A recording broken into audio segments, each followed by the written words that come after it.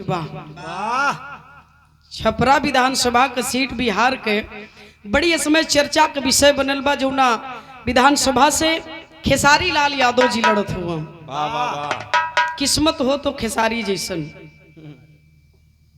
वाकई में गजब का किस्मत, मेहनत रंग लियावेले।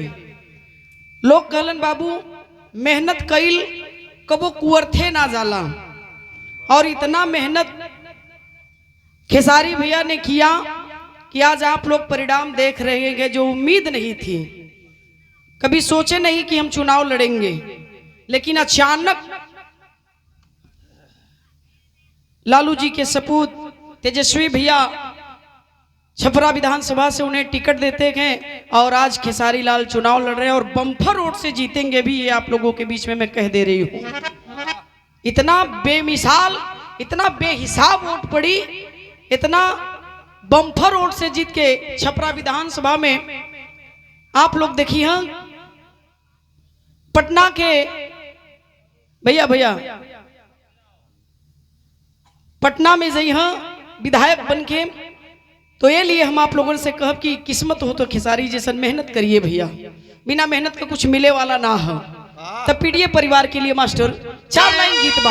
वाह,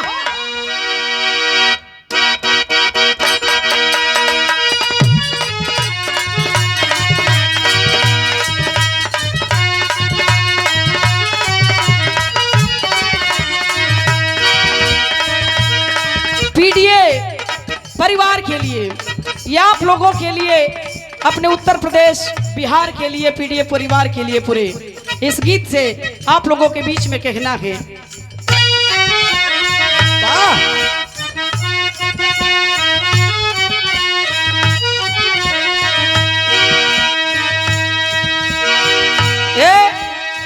एक लाइन तर्ज बतावे लायक बा। कोनो मेहरारू कहे रहे मास्टर, का कहे रहे?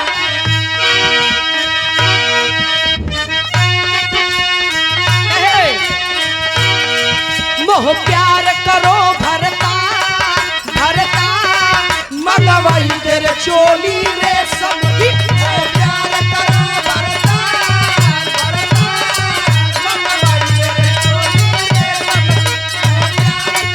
भरता भरता, मगवाई तेरे चोली रे सबकी। लेकिन पीडीए का बढ़ल रफ्ता बम बम बोल, का बढ़ल रफ्ता रफ्ता, जनताई बम बम बोलत बा।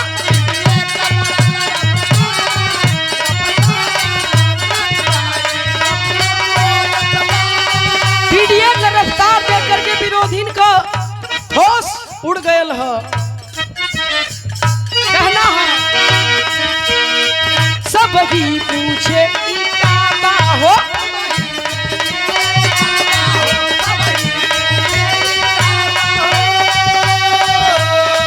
सब लोगन का आवाज भाई का हो। यूपी बिहार दोनों जगह की बात चर्चे में है, तो कवि जी को लिखना पड़ा। सब की पूछे यहाँ का हो,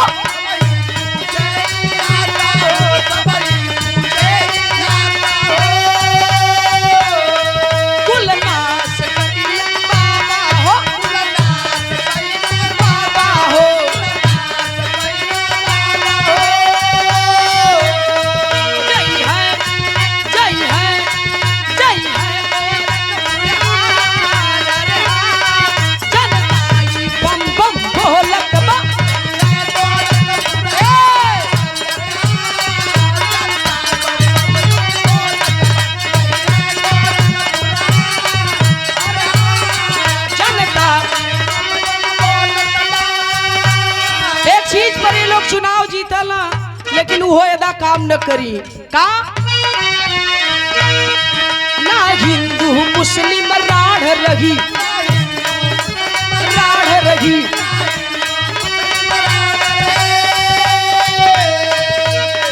ना कोई के खेत में साड़ रही, साड़ रही।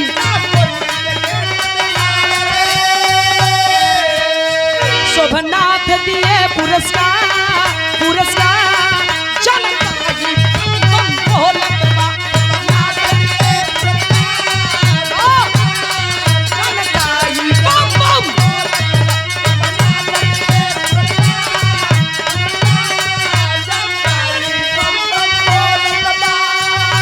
हमेशा हिंदू मुसलमान को लड़ाने का काम किया गया है और इस बार ये फंडा भी चलने वाला नहीं है बाबूजी। तो कहना पड़ा, कवि जी ने लिखा है, क्या लिखे? ना झूठ के बाद विवाद रही, ना झूठ के यूपी बिहार आबाद रही, आबाद रही।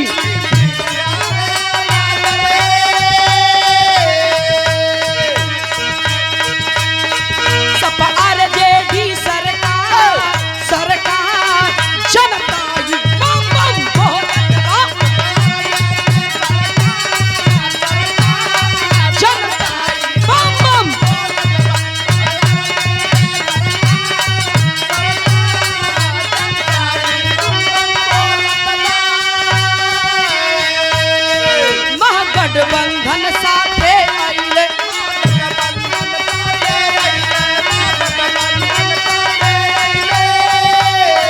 महागठबंधन के साथे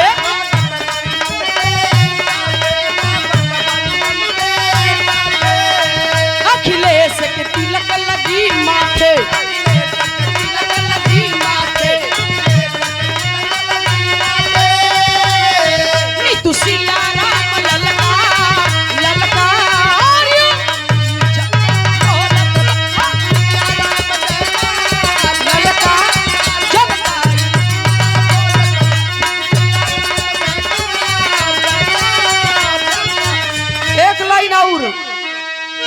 तोरे इलाहाबाद का बड़ी फेवरेट धुन बा, बड़ा चर्चित धुन है। इलाहाबाद से निकल गई बिहार में डायरेक्ट। वाह, तनी बजा दा मास्टर एक लाइन। वो कौने साधन से गई? कौने साधन से गई? हाँ, यूट्यूब के माध्यम से गई। ये यूट्यूब वाला भैया लोग पहुंचा देना इलाहाबाद से, प्रयागराज से डका देना डायरेक्ट एकदम बिहार। लाल तनी तो